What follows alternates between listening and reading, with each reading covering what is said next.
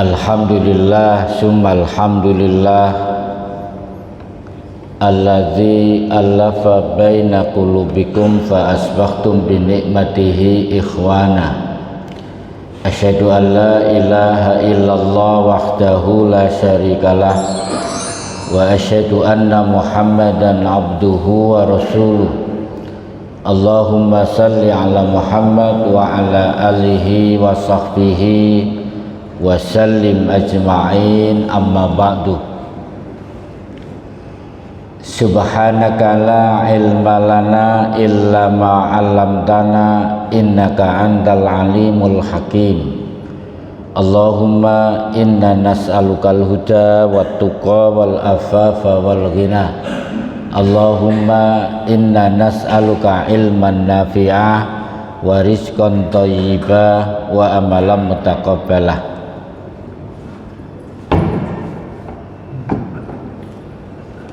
Nah, ini saya nepakno duduknya ini biar enak ini. Nah, ini mejanya baru luar biasa ini. Nah, ini di shooting ini ya. Enggak nanggak dadi gitu ya. Baik, ini sudah profesional ini ya. Baik para jamaah rahimakumullah, tema kita agak provokatif pagi ini, mensikapi zaman edan. Sebetulnya isinya biasa saja, kita mengkaji satu hadis nubuwah, yaitu prediksi tentang kondisi akhir zaman. Para jamaah rahimakumullah, ada prediksi Nabi itu kalau para ulama hadis, kalau ada hadis yang matannya atau kontennya itu berisi tentang ramalan Nabi tentang akhir zaman, itu disebut hadis nubuwah. Biasanya dimulai sayati alan nasi zamanun, ada sayati itu berarti hadis nubuwah. Karena Nabi yang meramalkan tentang kondisi akhir zaman, maka kebenarannya pasti, karena terikat oleh satu ayat di dalam Al-Quran, wa ma yantiqu anil hawa in huwa illa wahyu yuha. Dan yang aku sampaikan ini bukan dari hawa nafsuku, tapi dari wahyu yang diwahyukan. Sehingga pada prinsipnya ucapan Nabi itu juga wahyu dan kebenarannya pasti. Kenapa ini saya sebut? Karena juga ada manusia biasa, bukan nabi, bukan rasul, juga diberikan kekuatan oleh Allah untuk bisa meramalkan tentang kondisi akhir zaman. Ini saya nggak bicara perdukunan. Lah, orang yang bisa meramal masa depan selain nabi itu memang kebenarannya nisbi, kadang ada cocoknya, kadang tidak cocok. Lah, dalam ilmu pengetahuan, orang yang meramal tentang masa depan itu disebut futurologi. Jadi dia punya kemampuan juga untuk memprediksi bahwa nanti terjadi begini. Misalnya banyak loh orang Jawa itu yang percaya kepada ramalan Prabu Jayabaya. Kenal nggak ini? Ada kan? Tapi kebenarannya nisbi, tidak pasti. Tapi kadang ada cocoknya. Saya ingin menyampaikan tentang dua tokoh yang meramalkan masa depan sebelum saya membacakan hadis Nabi yang bicara tentang prediksi masa depan. Yang pertama, ini yang menjadi judul itu dari sini. Nah, ada yang kenal Pak, tokoh namanya Ronggo Warsito. Kenal ya? Kenal di mana? Iya. Ranggawarsita itu seorang pujangga yang terkemuka, orang Jawa. Pujangga terakhir Jawa itu Ranggawarsita. Kalau panjenengan membaca biografinya, Ranggawarsita itu anak Raja Demak, Raja Muslim. Kemudian dipondokkan di Ponorogo. Kiainya namanya Hasan Besari. Ini sangat terkenal. Inilah cikal bakal pondok modern Gontor. Ya, Hasan Besari ini kalau sampean ke sana ditulis nasabnya itu sampai kepada Nabi. Berarti beliau ini sayyid sekelas habaib. Lah kalau boleh saya cerita sedikit, Ranggawarsita ini ketika di pondok itu nakal, Pak. Jadi sering keluar pondok sabung ayam dan main judi. Diingatkan sekali tetap, dua kali tetap. Akhirnya dihukum oleh Kiai Haji Hasan Besari. Di kalangan masyarakat, Kiai Hasan Besari itu dianggap wali, sehingga kalau 10 hari terakhir bulan suci Ramadan di masjid dekat makamnya itu kalah Sunan Ampel. Jadi sampai meluber. Baik, akhirnya dihukum supaya mau taubat. Dihukum, disuruh berpuasa dan disuruh beribadah, tidak berhenti selama 40 hari. Jangan tanya dalilnya. Akhirnya sampai dia ini ibadahnya di pinggir sungai. Kalau dia ngantuk kejebur sungai, kemudian ibadah lagi. Dipenuhi hukuman itu. Akhirnya menjadi seorang yang alim, dalam bahasa Jawa menjadi pujangga yang banyak menulis literatur. Nah, waktu itu literaturnya itu kalau sekarang buku itu disebut serat. Misalnya serat Hidayat Jati, itu semuanya sangat filosofis dan nilai-nilai ajarannya tidak bertentangan dengan Islam. Menjelang wafatnya dia menulis ini serat kala tidak. Kalau diterjemahkan dalam bahasa Indonesia judulnya itu Zaman Edan. Nah, panjang ini, maka ada satu bait yang sering dikutip oleh para pakar, bahkan oleh para ulama, oleh para kiai. Kalimatnya itu begini: amenangi zaman edan, yen ora melu edan ora kaduman, dilalah kersaning Allah, beja-bejane kang lali, luwe bejo kang eling lan waspada. Sampai ngerti Pak ini, Pak? Paham ya? Artinya kan Ranggawarsita meramalkan ada satu zaman yang secara moral itu rusak. Kemarin tanggal 15-16 itu saya camping di Gelaga Arum namanya, di Lumajang. Hadir di situ Edi Mulyadi yang kritis itu, Reza Fadilah, tokoh Muhammadiyah dari Bandung yang hari ini nulis terus. Tulisan terakhir rame-rame jadi munafik, kampret. Dia sudah gelisah melihat kondisi zaman, kondisi partai politik yang saling mendukung pemimpinnya, sudah ngeri. Nah, itu zaman edan. Lah karena Ranggawarsita bicara ini ada benarnya, ya bisa kita ambil sebagai pedoman. Memang zaman ini sudah rusak, itu ya. Nah, yang kedua, kalau ini kan futurolog lokal ya, saya tampilkan satu lagi yang interlokal. Nah, ini kenal Pak ini Pak? Namanya Samuel Huntington. P itu Paul, Samuel Paul Huntington. Kalau ada Huntington ini saya yakin bukan orang Gunung Sari Indah ini. Ini adik namanya ini. Lah ini menulis buku sudah lama tahun 96, dia meramalkan tentang kondisi akhir zaman, judulnya The Clash of Civilization. Apa artinya ini, Pak? Ada yang tahu artinya? Ya, kalau diterjemahkan bebas,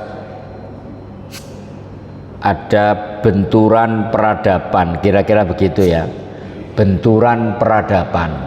Makanya orang mengutip arek wis kelas sampai iki, itu bahasa Inggris saja nih. Pernah dengar itu? Jadi kelas itu kan benturan, gak cocok. Jadi artinya kesimpulan terakhirnya ketika buku ini dikerucutkan, Huntington bicara tentang ada benturan Barat dan Islam. Barat Islam ada benturan, dan ini banyak literatur pendukungnya.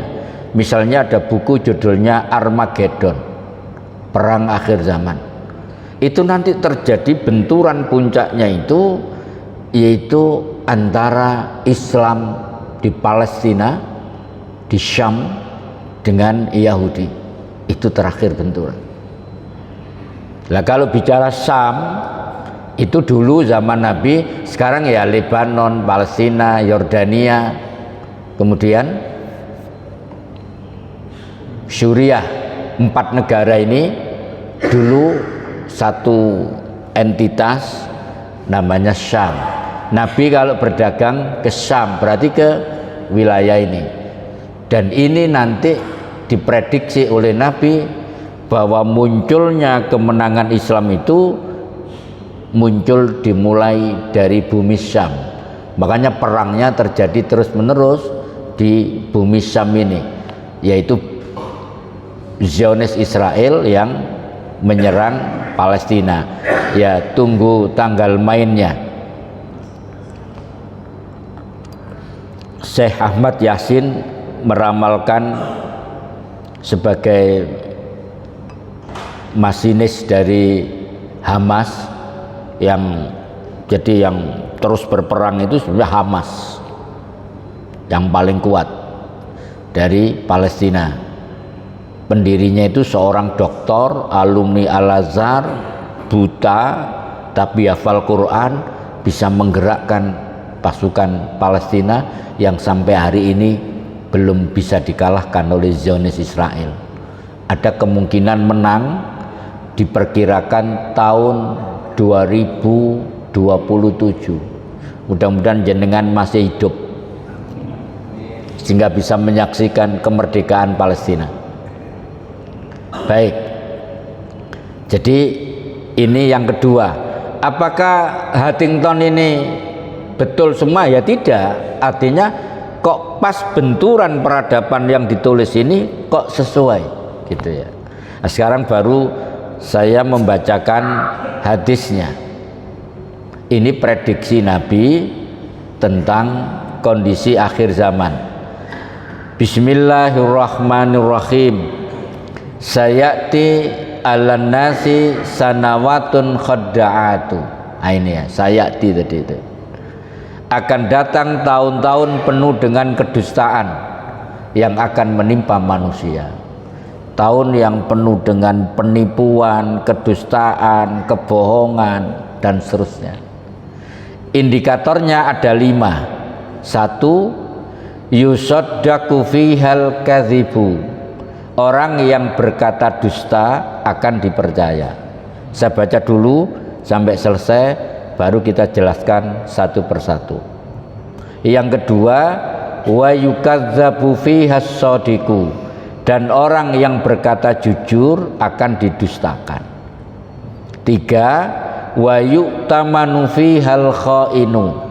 Amanat diberikan kepada yang berkhianat.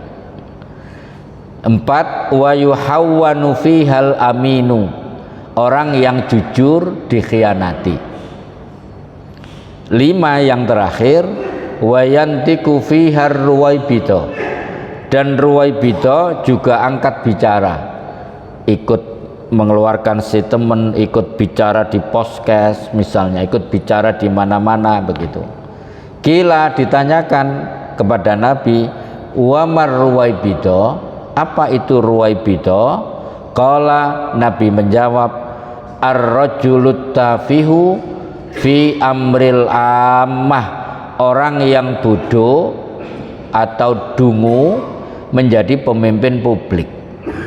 Hadis sahih riwayat Ibnu Majah. Kira-kira sebelum saya jelaskan berikutnya, sampai terasa nggak bahwa hadis Nabi ini terjadi hari ini? Terasa nggak? Betul.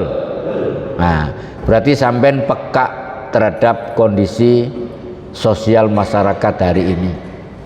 Sampai kalau menjadi pengamat sosial media bisa mendukung, oh kondisi zaman ini koyoke kok seperti yang digambarkan oleh Nabi ya, seperti hadis riwayat Ibnu Majah.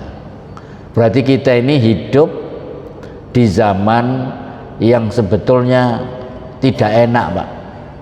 Sampai bayangkan nggak kalau zaman ini berlangsung, bagaimana nasib anak cucu kita kira-kira? Pernah nggak mikir begitu?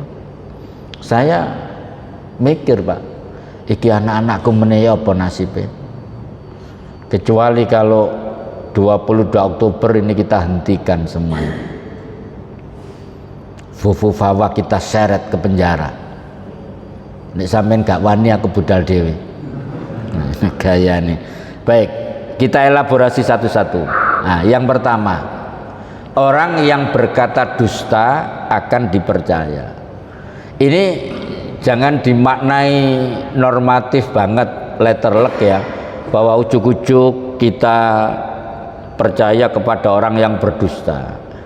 Jadi artinya, kenapa orang yang dusta itu dipercaya? Ya, orang yang dusta ini membungkus kedustaannya itu dengan berbagai pola sampai diperlukan konsultan-konsultan politik, konsultan ini untuk membungkus kedustaan, kebohongannya itu biar terlihat tidak dusta. Dan ini menjadi komoditi konsultan ini luar biasa. Sampai sekarang itu suara itu orang ngomong suaranya diganti persis itu bisa. Teknologi hari ini. Nah, ini juga begitu. Dia berdusta, membohongi rakyat misalnya, kemudian dibungkus misalnya disuruh nyincing celananya, set, kemudian turun ke gorong-gorong, set disoting, diviralkan. Ini pemimpin sederhana, pekerjanya digorong-gorong, orang akhirnya simpati, dan itu pola-pola itu menjadi komoditi sekarang. Jadi pemimpin yang buruk bisa didesain seakan-akan pemimpin yang adil, benar, sederhana, pro rakyat dan seterusnya. Tapi sepandai-pandai tupai melompat, pasti akan jatuh juga. Kebenaran pasti ditunjukkan oleh Allah, sebaliknya kebatilan juga pasti ditunjukkan. Itu soal waktu. Hari ini kita menyaksikan itu. Betapa ada orang yang tidak punya harga di hadapan rakyatnya, itu hari ini. Itu dia bisa menipu rakyat tapi nggak bisa menipu Allah. Kalau sudah waktunya, gambar waktu aku nerang, terlalu berat ini bagi saya. Baik, lah yang kedua, kalau bicara orang yang berkata dusta akan dipercaya, itu semata-mata juga bukan person tapi media. Oleh karena itu hati-hati kita dengan media mainstream. Contoh Pak ya, kalau jenengan baca media, kasus Palestina ini kalau sampai baca Detik.com itu jujur bahwa Zionis adalah penjajah.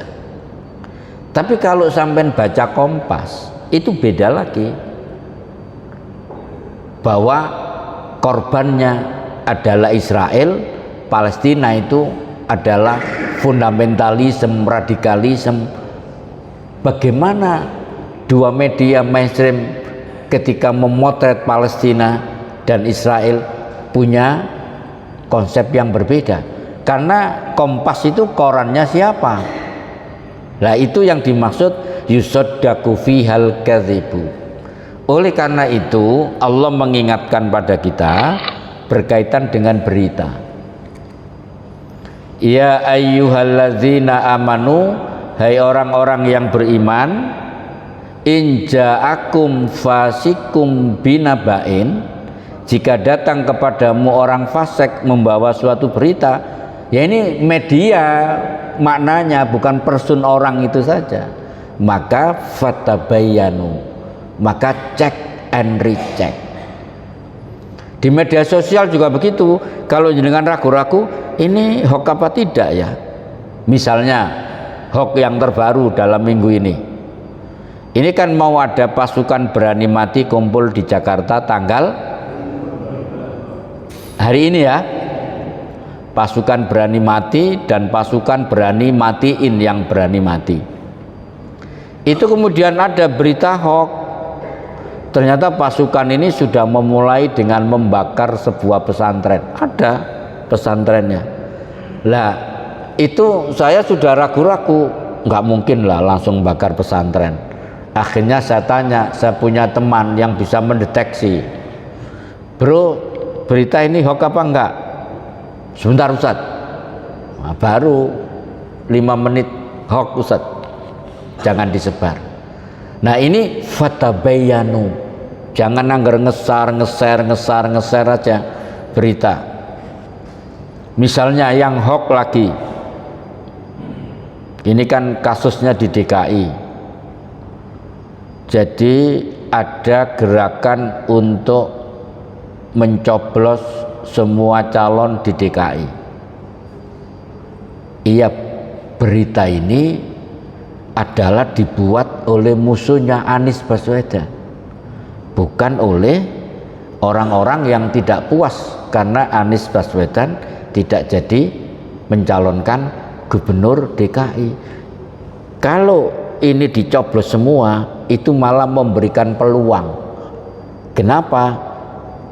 Nanti KPU atau musuh-musuh Islam lah itu bisa bergembira karena oh ternyata antusiasme masyarakat DKI semuanya pergi ke TPS untuk menentukan pilihannya.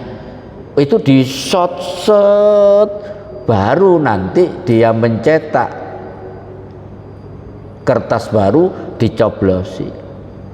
Jadi kalau mau golput nggak datang, biar nanti bisa mendeteksi bagaimana mungkin dia dapat suara sekian, uang di TPS nggak ada yang datang. Sebetulnya itu bukan mencoblos semua, tapi pihak mereka membuat berita hoax bahwa cara untuk menjatuhkan lawan-lawan Anies itu ya dicoblos semua. Itu keliru gitu loh, understand? Ya, kalau di sini nggak ada masalah, di Jawa Timur aman-aman saja. Saya kemarin didebat oleh seseorang,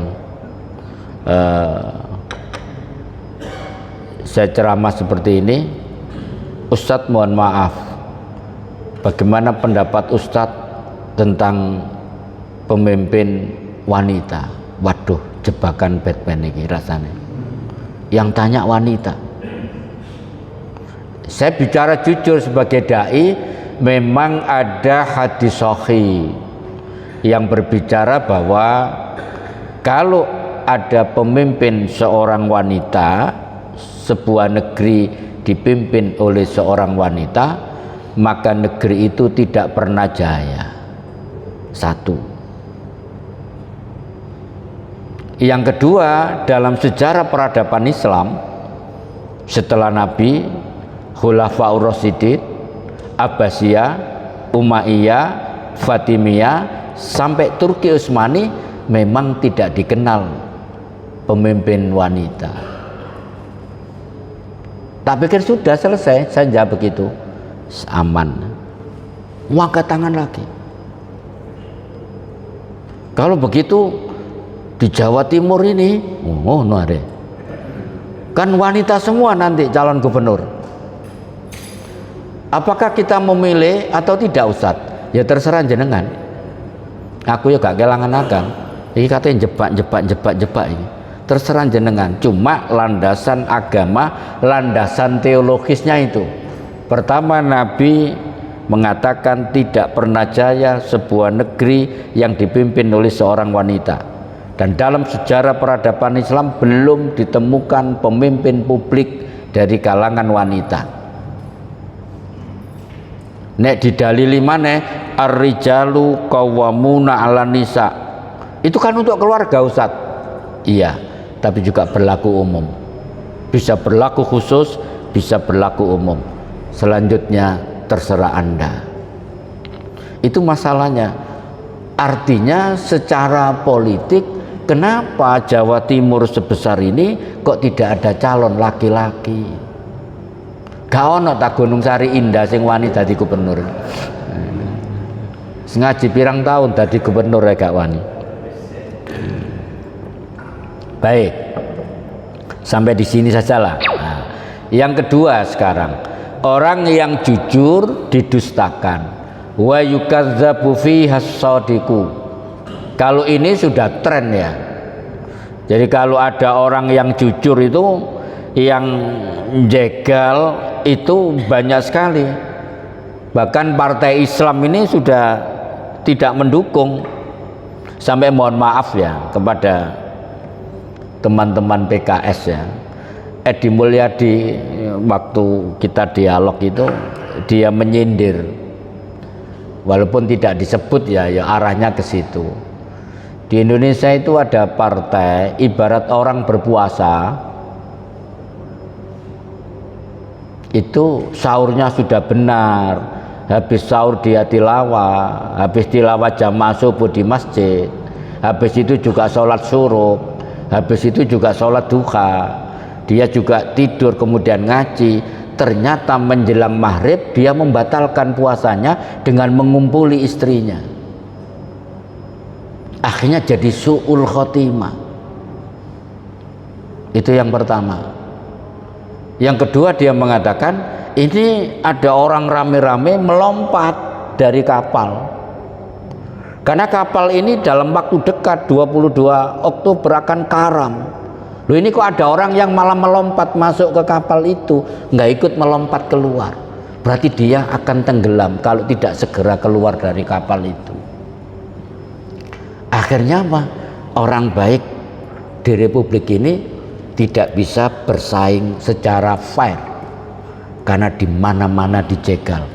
Itulah orang jujur yang didustakan. Ini sebetulnya bicara hari ini, hadis ini. Bicara detik ini, hari ini, apa yang terjadi di Republik ini. Dan ini sangat mengerikan. Nah, kalau boleh saya jelaskan, kejujuran itu penting. Ini siapa, Pak? Nah, pinter sampean. Saya tunjukkan Pak lagi. Nah, ini kali ini siapa, Pak? Ah, ini dulu. Kali ini siapa? Ya, Gus Dur itu pernah berkelakar. Ini mohon maaf kalau ada polisi di sini ya. Tidak seluruh polisi itu buruk. Ada yang baik, ada yang buruk. Kebetulan Gus Dur ini ndagel. Polisi yang baik itu cuma 3 katanya. Pak Hugeng almarhum bekas Kapolri, patung polisi, dan polisi tidur katanya. Ya ini jangan serius-serius lah ya. Nah itu ngaji ngantuk kayak gini saya gak ngantuk.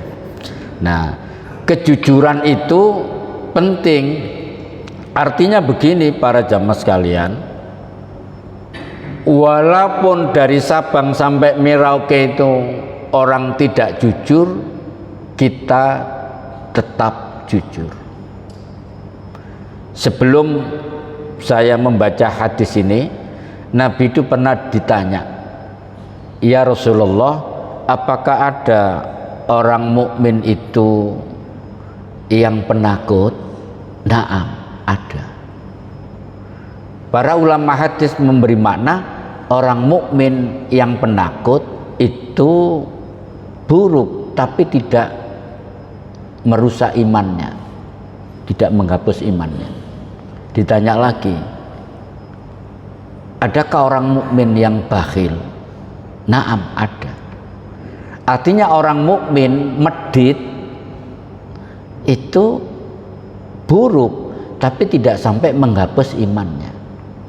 Tapi ketika ditanya yang ketiga, apakah ada orang mukmin yang berdusta?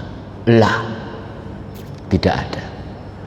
Artinya ketika ada orang mukmin yang berdusta, itu imannya itu melayang.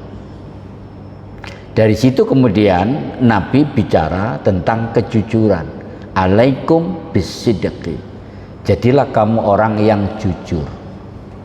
Fa inna sidqa yahdi ilal birri.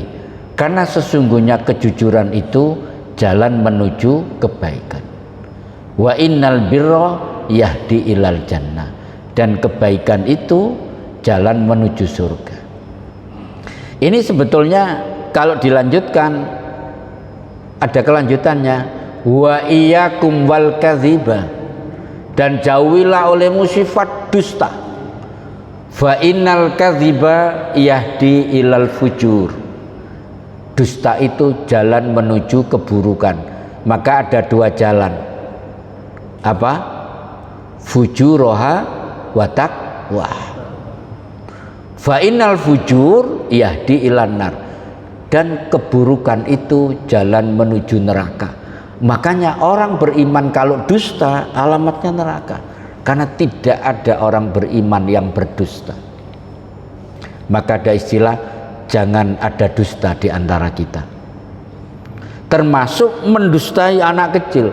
Saking pentingnya dusta sampai Nabi menggambarkan kalau ada seorang ayah mengatakan pada anak kecilnya, mari kemari anakku, aku punya sebutir kurma. Permen kalau hari ini. Anak itu berlari mau menangkap kurma itu, ternyata kurma itu tidak ada. Nabi mengecam huwa kadzabun. Walaupun guyon, dia itu pendusta. Jadi dusta itu sekecil apapun harus dihindari. Bagaimana kalau yang didustai dari Sabang sampai Merauke? Kira-kira ya apa itu? Yang ketiga, waktu begitu cepat. Amanat diberikan kepada yang berkhianat. Wa yu'tamanu fihal khainu. Kalau kita bicara khianat para jamaah, itu kita bicara tentang orang munafik yang apa tadi itu saya sebut rame-rame jadi munafik, kampret. Rizal Fadila menulis di sosial media. Amanat diberikan kepada yang berkhianat, artinya orang munafik. Munafik ini bahaya sekali. Allah mensifati 4, Nabi juga mensifati 4. Pertama Nabi mensifati 3, kemudian disempurnakan mensifati. Loh, wis suruh gini. Belum ya? Sampai jam piro sih Pak enak ngaji kira? Iya. Jam 6 kurang 1/4 ya. Kuat Pak. Iya. Nek ngaji gak patek kuat. Tapi nek ngopi wayahe ngaji digawe kopi aja. Saya pernah nonton film judulnya Filosofi Kopi. Tapi gak menarik. Kopi itu minuman ulama-ulama besar zaman dulu. Sampai nek kepingin jadi ulama besar, sampai minum kopi. Jadi pertama itu diminum, kok segar, kok nggak ngantuk sama sekali. Akhirnya para ulama mau menghukumi haram kopi ini, karena semacam bisa menjadi doping. Begitu di tengah-tengah menghukumi haram, oh ternyata semuanya halal, ada 10 fadilah minum kopi. kalau diminum tanpa gula. Maka kemudian tidak jadi dihukumi haram, malah tradisi ulama dulu minum kopi. Itu sekarang yang saya tiru. Saya tiap hari minum kopi. Kopi Gayo berkelas. Nah, coba Allah mensifati orang munafik atau munafik menurut Al-Quran ada 4. Ini hati-hati para jamaah, jangan bicara mereka, mungkin kita bisa terpapar kalau nggak hati-hati. Pertama, innal munafiqina yukhadi'unallah wa huwa khadi'uhum. Sesungguhnya orang munafik itu menipu Allah dan Allah membalas tipuan mereka. Menipu gimana maksudnya? Allah kok ditipu? Orang munafik itu menipu Allah maksudnya dia itu lisannya Islam, hatinya kafir, membenci Islam dan umat Islam. Loh, Allah kok ditipu dengan begitu? KTP-nya Islam, tapi sepak terjangnya memusuhi Islam. Dikira Allah tidak tahu. Nanti Allah akan membalas tipuan mereka. 2. Wa idza qamu ila sholati qamu kusala. Dan apabila mereka berdiri sholat, mereka berdiri dengan malas. Jadi orang munafik itu nek sholat males. Nah, ini perlu kita detok, Pak. Ada nggak kita terpapar munafik? Kalau pas sholat mau berangkat subuh ke masjid mau malas. Sholat malam apalagi HP dibunyikan alarm, bangun, mateni alarm tok, tidur lagi. Saya kalau marah itu, rumah ini nggak boleh ditempati orang munafik. Apa itu loh ngomong anak munafik? Kamu tahu orang munafik itu nek sholat males. Kamu males nggak nek dibangunkan subuh? Abi wis tutup musola. Kan samping rumah saya itu ada musola. Jadi saya sudah ke musola kok gak teko-teko. Lu tak baleni ngene iku turu maneh. Apa gak munafik ngene iki, Mas? Kilo ayate tak dalili tak kamu wis gak usah langsung tangi. Gak gelem kena dalil dek ya. Jare umiknya sing sabar dedek po. Seminggu bisa niki nggugat terus ngene iki. Nah itu. Jadi kalau anak-anak kita itu subuh sudah tidak bisa bangun, Pak, itu masa depannya itu sulit, Pak. Betul. Kalau ingin masa depan anak kita itu top, mulai dari subuh itu. Dan ini berat. Kau wape ngalami berat lah. Sehingga buktinya ya di sini nih salah satunya. Piro si anak mudanya yang melok ngaji, coba. Ya ini yang muda-muda di sini semua ini. Iya. Saya tuh ngisi rutin di Masjid Fakih Usman setiap Rabu kedua di kampus Unmung Gresik itu. Itu sudah mapan jamaah itu full. Memang orang, saya kan heran, ada tak riset. Coba yang paling jauh mana, Pak, jamaah ini? Ternyata rata-rata 5 kilo dari masjid. Jadi sepeda motor full, Bu. Terus saya tanya, sampai ini semua ini nggak ada yang punya anak, Pak ya? Ya punya. Loh mana kok nggak ada? Mari tak unggul-unggul no, tak biyuk no sisan. Saya pikir nggak ada yang punya anak sampai ini. Oh buktinya nggak ono blas itu anaknya sama sekali. Tuwek tok ini ketiban plafon si jemati kabeh kita orang. Bapak cek kapok sisan. Saya ini gelisah gitu loh. Ketika anak-anak muda kita sudah nggak mau ke masjid ini. Yang ketiga, yura'unan nasa. Orang munafik itu suka ria. Ria itu begini, Pak. Kalau kita berbuat baik, dilihat orang, itu kita seneng. Itu sudah terpapar. Seneng amalnya diviralkan. apalagi sampai memviralkan sendiri, menceritakan sendiri. Saya ini nggak sombong Pak Qadiron, saya kalau sedekah itu ya minimal 2 juta. Iku riya, jadi saya ini nggak sombong tapi cerita. Kemarin itu saya, nah itu nek dijokno langsung, tapi nek gak tahu dijokno, saya itu menjaga ini berat sekali karena saya ini prinsipnya sering dibantu orang, tapi saya harus lurus, jangan sampai memancing dia riya. Bayangkan Pak, saya haji dihajikan orang, saya umroh 2 kali diumrohkan orang, saya beli mobil ditambah separuh, saya diberi sepeda motor, saya diberi jam tangan ini mahal, ngono ku ngekei dikatutno kwitansi aku cek regane. Ini kalau saya puji gagal sedekahnya, tapi kadang-kadang ada yang minta dipuji. Ada orang itu yang suka sekali ngajak saya makan di terawas, senengane infake ngono. Ustadz kapan bisa saja makan? Anu Bu, kalau Sabtu Ahad itu saya padat pengajiannya. Kemarin dino Jumat itu lo dipaksa di aku gak iso khutbah. Ini Jumat Ustadz ya, Bu saya ada khutbah Jumat. Insya Allah nututin terawas juga nutut, aku biasa nang terawas kok.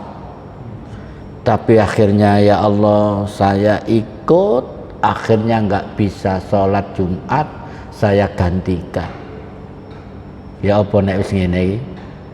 Seandainya saya nggak ikut tadi, mungkin sakit hati kok gak tahu gelem dijak, sudah mulai sombong macam-macam. Ya itu Pak. Baik.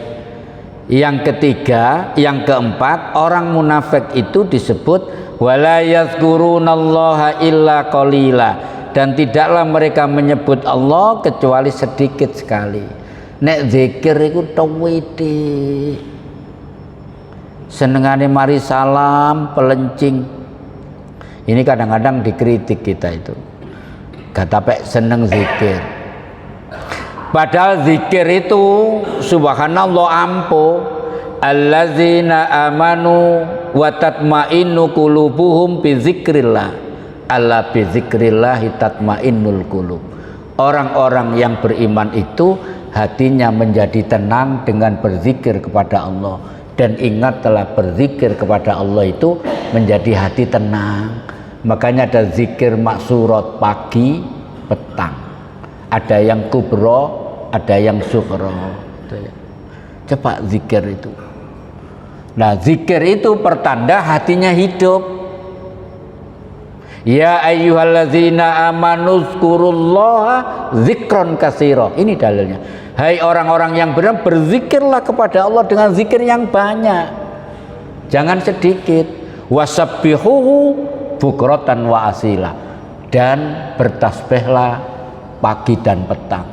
Ada yang menafsirkan wa di situ bermakna summa, dan bertasbihlah mulai pagi sampai petang. Bibir kita dibasahi subhanallah wa bihamdihi subhanallahil azim. Penting zikir itu. Kalau kita banyak berzikir, pikiran kita nggak akan berpikir yang lain. Yang kedua, orang munafik disifati oleh Nabi dengan 4 perkara juga. Arbaun mangkunna fihi kana munafikon kholison. Ada 4 tanda, jika seseorang memiliki 4 tanda ini, maka ia disebut munafik tulen, asli munafik. 1. Idza tumina khona, jika diberi amanat khianat.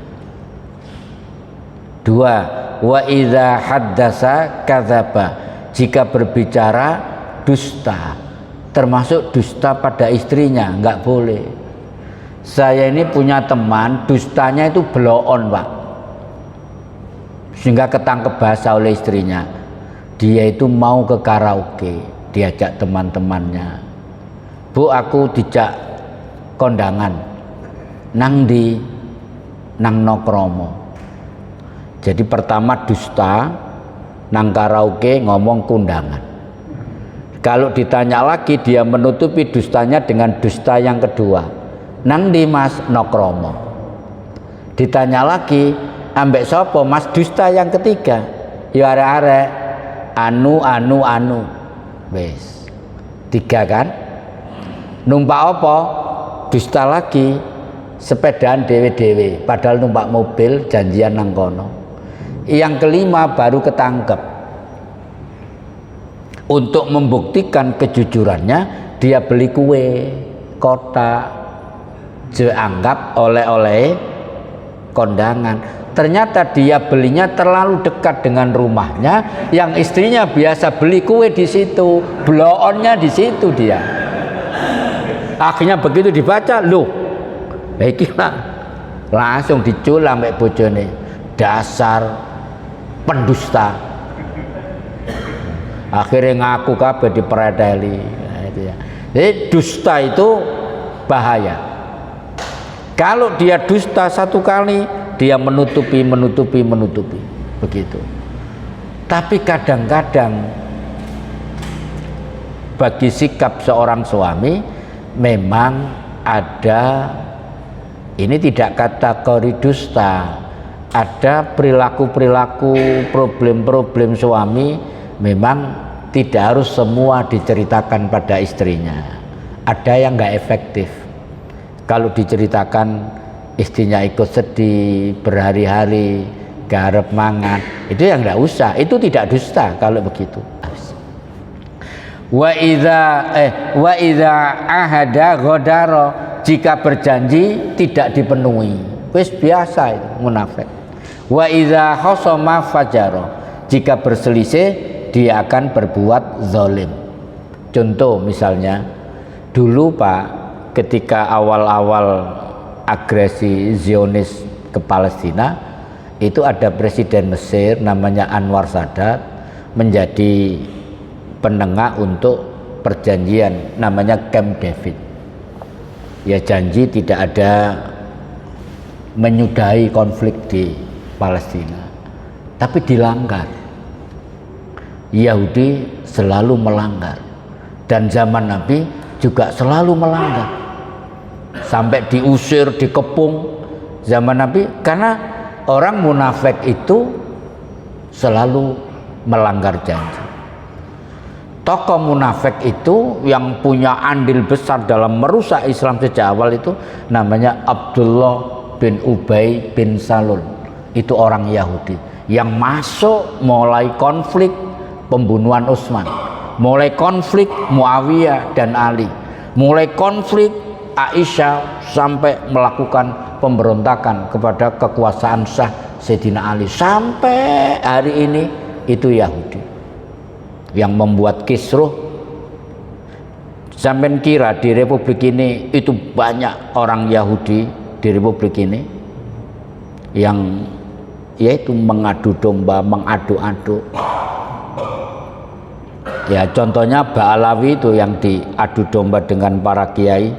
Sampai kemarin viral di sosial media, Ustadz Andri Kurniawan itu bicara berdasarkan fakta untuk membenturkan Ba'alawi dengan kiai-kiai NU itu sampai dianggarkan 20 triliun.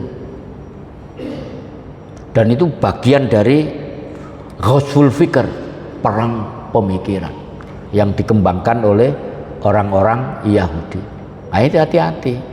Makanya kita nggak usah ikut-ikut. Nah, itu. Orang Muhammadiyah juga 1-2 orang mengecam Ba'alawi, tapi nggak populer dia, nggak dikenal. Jadi kita nggak usah ikut-ikut. Kalau nggak paham, nggak usah ikut-ikut. Jadi pesan kemarin mengerucut ketika kami bertemu dengan tokoh-tokoh di Lumajang itu, sekarang itu konsentrasi kepada kemampuan kita masing-masing. Jangan ikut nimbrung kalau kita tidak paham, nanti bisa keliru, nanti bisa runyam, melok sembarang melok. Nah, itu bahaya. Yang ke berapa sekarang? ini tadi yang saya janjikan, Allah akan membalas tipuan mereka bahwa orang munafik itu masuk neraka paling bawah. Nah, saya percepat sedikit. Nah, yang keempat, orang jujur dikhianati. Wa yuhawwanu fihal aminu. Saya coba bicara sejarah para jamaah sekalian. Ini namanya Buya Muhammad Nasir. Buya Muhammad Nasir ini seorang pahlawan nasional. Ketika dia menjadi Perdana Menteri berjasa, jadi begitu Republik ini merdeka, sebelum beliau jadi Perdana Menteri, bentuk negara kita itu RIS, RIS, Republik Indonesia Serikat, dan negara Sumatera, Kalimantan, Jawa, Madura, Bali, Irian begitu. Ketika Buya Muhammad Nasir ini menjadi Perdana Menteri, dia punya gagasan yang disebut dalam sejarah mosi integral. Ini jasa besar. Indonesia kembali kepada negara kesatuan Republik Indonesia. Ketika menjadi Perdana Menteri belum punya rumah. Pendiri Partai Masyumi. Ketika meresmikan Partai Masyumi ke Bandung, naik kereta dari Jakarta ke Bandung belum sarapan. Ketemu Pak Rom, saya pinjam uangnya untuk sarapan mumpung acara belum dimulai. Pak Rom angkat tangan. Buya Nasir, saya gak pegang uang sama sekali. Tapi ini ada uangnya majalah milik Masyumi, namanya Majalah Abadi. Kalau jenengan pakai monggo. Kalau uangnya majalah nggak usah. Kemudian dia pulang dalam kondisi lapar. Zaman Bung Karno berkuasa, ketika diidik-idik oleh teman dekatnya namanya Dipa Nusantara Aidit. Ini anaknya tokoh Muhammadiyah yang jadi PKI padahal baca Quran yang ini. Kenapa kok jadi PKI? Salah bergaul di Jakarta. Maka kemudian Buya Muhammad Nasir difitnah oleh rezim saat itu, difitnah dia berkelompok dengan DITII, Kartosuwiryo akan melakukan pemberontakan, maka Partai Masyumi diberangus, dikhianati jasanya menjadi Perdana Menteri. Jadi rezim pertama itu juga tidak baik-baik saja. Kita ini sering ditipu oleh sejarah. Banyak fakta Kartosuwiryo itu bukan melakukan pemberontakan. Jadi ini Belanda ini mau kembali karena masih bekas-bekas negara RIS-nya mau menguasai Jawa Barat. Lah jihadnya Kartosuwiryo itu di Jawa Barat. Maka sebelum Belanda datang lagi, Pak Sudirman, Jenderal Sudirman meminta Kartosuwiryo untuk menjaga Jawa Barat dari agresi kedua Belanda. Tapi oleh rezim Orde Lama difitnah melakukan pemberontakan, ditangkap, dihukum mati. Yang nulis ini orang Belanda, bukan orang Indonesia. Betapa hebatnya pemalsuan sejarah itu, Pak ya. Sampai seperti itu. Buya Muhammad Nasir dibredel partainya, Kartosuwiryo ditangkap. Ya persis seperti Laskar FPI 6 orang yang dibunuh dengan sadis dan nggak ada beritanya, gampang sekali itu. Nah nanti ada itu ayatnya itu. Baik, nah ini tadi keterangan. Nah itu ya. Ar-rajulu tafihu fi amril amah. Ini puncak fitnah akhir zaman kalau sudah ini, Pak. Coba sampean perhatikan hadis ini. Dampak kepemimpinan orang yang bodoh lah, kira-kira begitu. Nabi menggambarkan begini, badiru bil a'mali sittan, bersegeralah beramal, maksudnya beramal soleh sebelum datangnya 6 perkara. Kenapa ini saya cetak merah? Para ulama hadis memberikan keterangan, kalau yang dicetak merah itu sudah muncul, maka akan muncul di bawahnya yang 5 yang putih ini. Jadi 5 yang di bawah merah itu akibat munculnya yang merah ini. Kalau sudah muncul imaratus sufaha, kepemimpinan orang bodoh, maka akan muncul yang kedua wa kasratus surati, banyaknya polisi. Polisi disebut di sini bukan dalam konteks kuantitas, tapi dalam konteks polisi dalam tanda petik yang berkuasa. Di Republik ini polisi itu diangkat yang nomor 1, bahkan senjatanya lebih canggih brimob daripada angkatan darat. Jadi apa yang dikatakan oleh Nabi itu ada fakta yang menunjukkan kebenaran ucapan Nabi. Maka di hadis yang lain, berhati-hatilah ketika jadi polisi, berhati-hatilah ketika jadi hakim, berhati-hatilah ketika jadi pemungut pajak. Ada hadis sahih tentang itu. Bukan berarti polisi jelek, berhati-hatilah. Karena di situ banyak fitnah. Yang ketiga, wabaiul hukmi, ada jual beli hukum, jual beli perkara. Hukum itu tumpul ke atas, tajam ke bawah. Orang mencuri semangka bisa dihukum, tapi orang yang bawa lari puluhan triliun kasus BLBI aman sampai hari ini. Itu yang terjadi, wabaiul hukmi. Kemudian wastighfafun biddami, penyepelean urusan darah. Darah ini murah. Maka kesimpulannya, selama rezim itu tidak dipegang oleh orang-orang yang berkeadilan, yang mempunyai iman, akan terus begini. Makanya perjuangan kita ini ke sini, Pak. Bagaimana pemimpin republik ini pemimpin yang amanah, supaya nggak murah lah darah itu. Wa qati'atur rahim, yang kelima, banyak orang yang memutuskan hubungan silaturahim.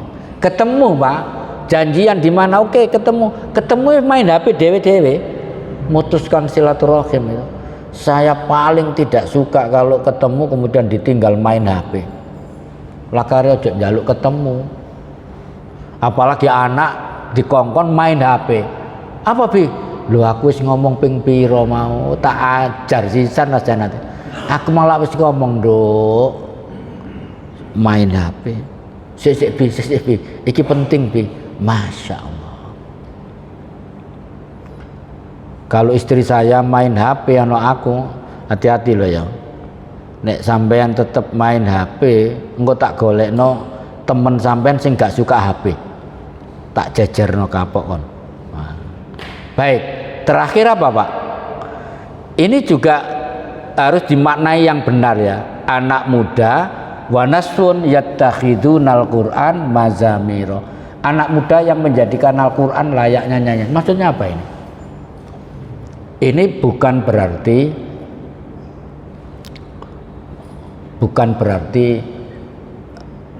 haram melakukan Quran. Ini sekedar ilmu pengetahuan ya. Bagaimana hukumnya melakukan Quran? Para ulama berbeda pendapat. Kalau Imam Ahmad bin Hambal dan Imam Malik itu melarang melakukan Al-Quran. A'udzu billahi minasyaitonir rajim. Sing melik-lik itu, yes qiraah itu dilarang.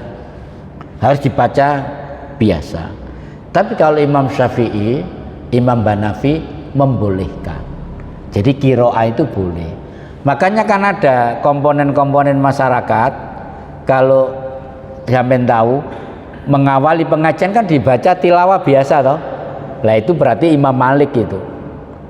Tapi kan ada yang sampai qori'nya dipanggil jauh-jauh dari Jakarta, Muammar. Nah itu berarti Imam Syafi'i itu boleh seperti itu. Lah yang dimaksud ini bukan itu Pak. Maksudnya larangan keras itu melanggamkan Al-Quran dengan tidak lazim yang tidak umum di kalangan umat Islam. Contoh, melanggamkan Al-Quran dengan gaya Jawa. Pernah terjadi apa enggak? Itu kayak gending, enggak boleh itu. Hadis ini menyasar ke situ. Terakhir sebagai penutup, nah, ini yang paling puncak kerusakan zaman. Saya baca hadisnya Ibnu Majah. La tuntakawunna kama yuntaqat tamru min akfaliha.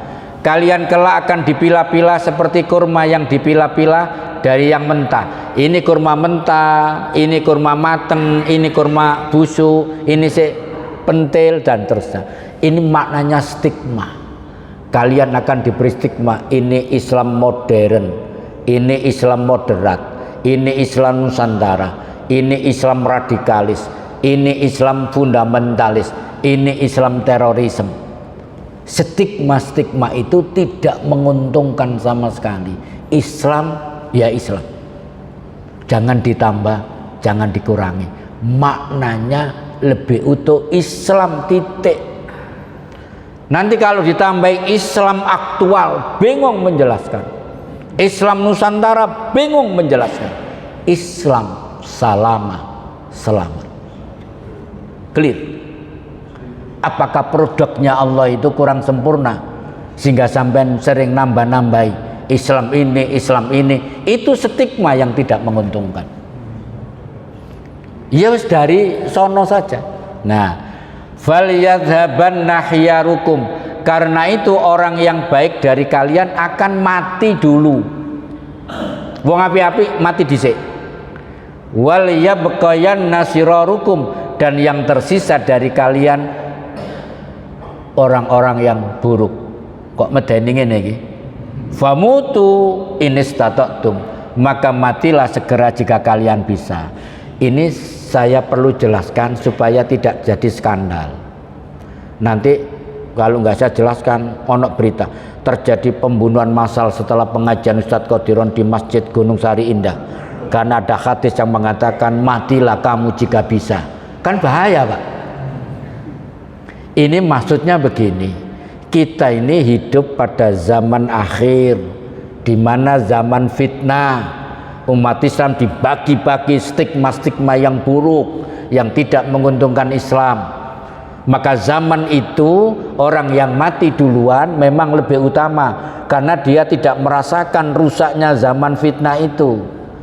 Tetapi kalau terpaksa kalian hidup di zaman fitnah itu, kalian belum mati terlebih dahulu, maka berhati-hatilah. Ini maknanya. Bukan berarti kalau kita berhati-hati berarti kita kuat, kita menang, kita sukses. Tapi kalau tidak berhati-hati, ya kita akan sesat. Nabi menggambarkan hidup pada saat itu orang yang memegang kebenaran seperti memegang bara api. Kalau kalian pegang panas, tapi selamat. Tapi kalau sampai lepas, memang tidak panas, tapi kalian tergelincir. Lah kita ini sedang memegang bara api, Pak. Kuat enggak kita ini? Ya monggo, bayangkan memegang bara api. Ke kanan fitnah, ke kiri fitnah, ke depan fitnah, ke belakang fitnah. Semuanya itu fitnah-fitnah. Maka kuatkan dengan apa? Satu, berpegang pada Al-Quran. Dua, berpegang kepada As-Sunnah. Ini yang bisa saya sampaikan. Nggak ada pertanyaan ya? Ada? Ketoknya nggak ono. Saya sudah melebihi, seharusnya jam 6 kurang seperempat, sekarang kurang 5. Saya mohon maaf, mudah-mudahan bermanfaat. Mari kita tutup dengan doa kafaratul majelis. Subhanakallahumma wa bihamdik, asyhadu an la ilaha illa anta, astaghfiruka wa atubu ilaik. Assalamualaikum warahmatullahi wabarakatuh.